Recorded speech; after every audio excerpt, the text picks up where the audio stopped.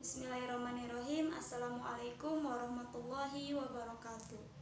Alhamdulillah, pada kesempatan hari ini kita semua bisa bertatap muka meskipun secara virtual. Mudah-mudahan kita semua dalam keadaan sehat walafiat. Amin. Baik anak-anak, pada pertemuan hari ini Ibu akan menjelaskan materi tentang teks laporan hasil observasi. Silahkan kalian simak materinya dan buka buku catatan yang sudah Ibu berikan minggu lalu. Untuk penjelasannya, kalian simak video berikut ini. Terima kasih. Wassalamualaikum warahmatullahi wabarakatuh.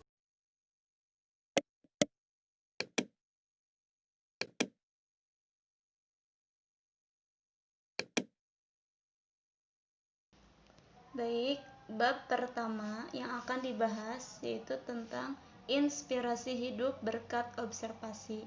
Nah, di sini bab pertama menjelaskan tentang teks laporan hasil observasi. Nah, ada 5 pembahasan. Yang pertama yaitu tentang pengertian dan ciri-ciri teks laporan hasil observasi.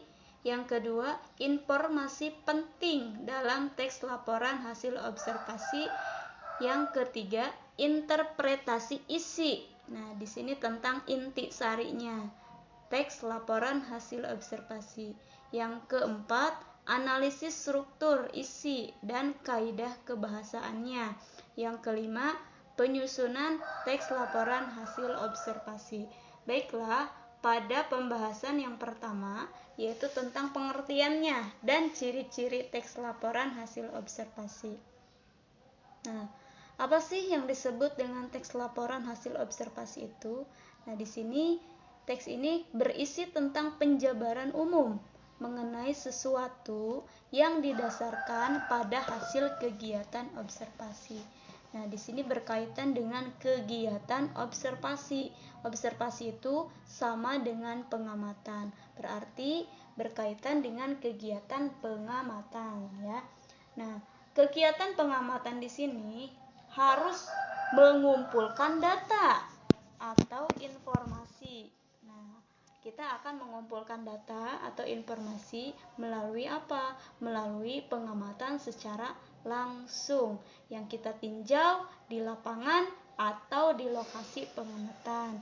Nah, itu yang disebut dengan teks laporan observasi. Kegiatan ini untuk memperoleh informasi tentang apa? Nah, yang pertama, tentang tingkah laku, keadaan, kondisi, atau situasi dari objek yang diteliti. Sebelum kalian melakukan pengamatan, kalian harus menentukan objek yang akan diteliti terlebih dahulu. Nah, itu yang disebut dengan teks laporan hasil observasi. Mudah-mudahan kalian paham. Selanjutnya berkaitan dengan ciri-ciri, ya. Di ciri-cirinya ada banyak, ya. Yang pertama berkaitan dengan sifat objektif, global dan universal. Ini sangat universal, sangat menyeluruh objek yang akan diteliti di sini. Yang kedua, objeknya itu dibahas oleh objek tunggal. Jadi yang dibahas itu harus secara tunggal, tidak boleh banyak, ya. Objek yang akan dibahas tidak boleh banyak. Jadi harus satu saja objeknya. Kemudian ditulisnya secara lengkap. Nah, laporannya harus secara sempurna, secara lengkap. Kemudian berdasarkan fakta. Nah, otomatis kalau kamu melakukan observasi secara langsung, data yang akan kamu dapatkan itu sesuai dengan kenyataan atau kebenarannya. Jadi selanjutnya informasinya itu dari hasil yang terkini, ya. Jadi yang terbaru, tidak boleh berdasarkan dari hasil orang lain atau dari internet. Jadi kamu harus melakukan penelitian secara langsung dan penelitian terkini ya.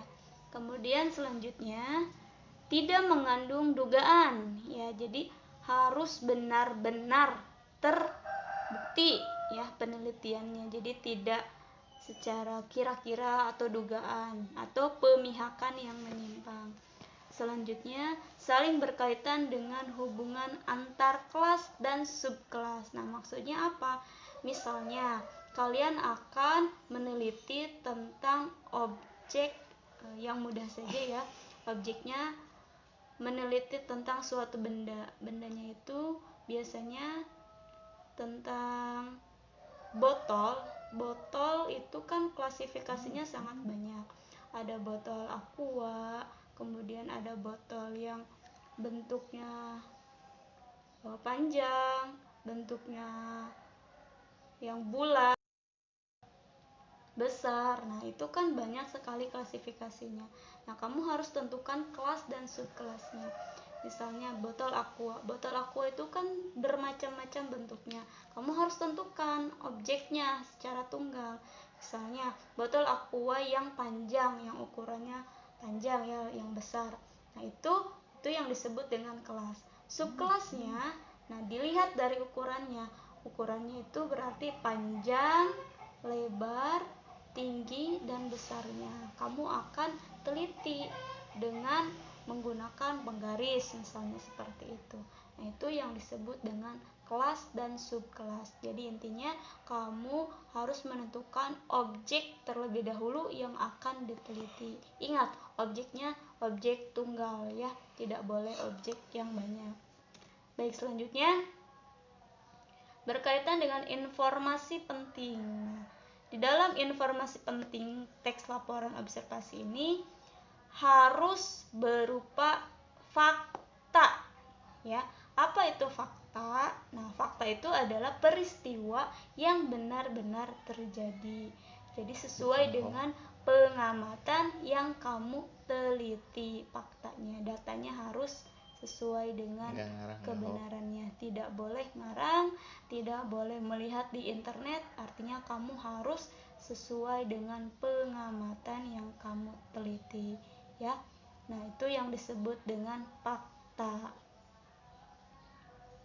Kemudian di sini dikatakan fakta merupakan pernyataan yang tidak terbantahkan kebenarnya. Artinya harus benar-benar sesuai dengan informasi yang kamu peroleh.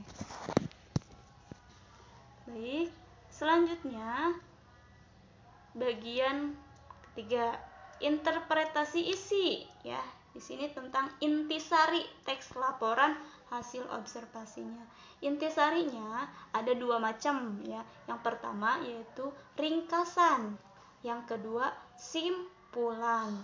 Nah, kemudian kita lihat ada langkah-langkah dalam meringkas teks laporan hasil observasi. Dari data yang kamu peroleh, kamu akan membuat sebuah laporannya. Nah, di situ kamu harus bisa meringkas dari hasil yang sudah kamu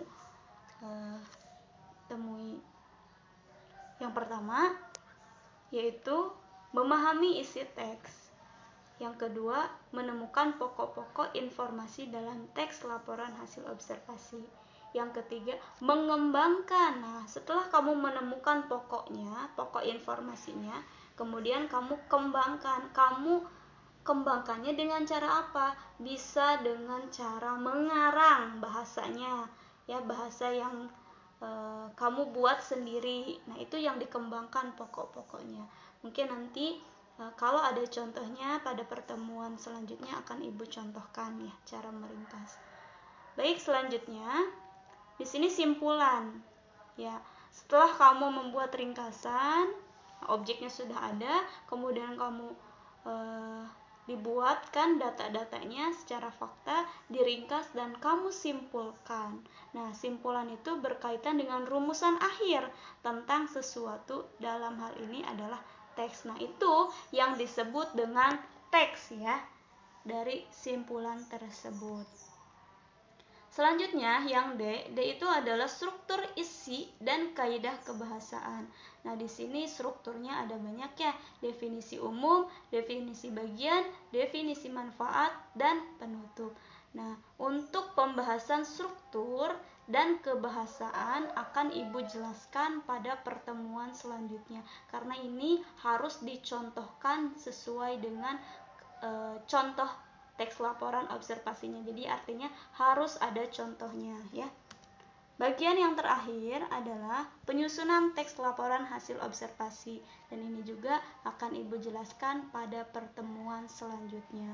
Baik, untuk pertemuan hari ini Ibu rasa sudah cukup. Terima kasih. Assalamualaikum warahmatullahi wabarakatuh.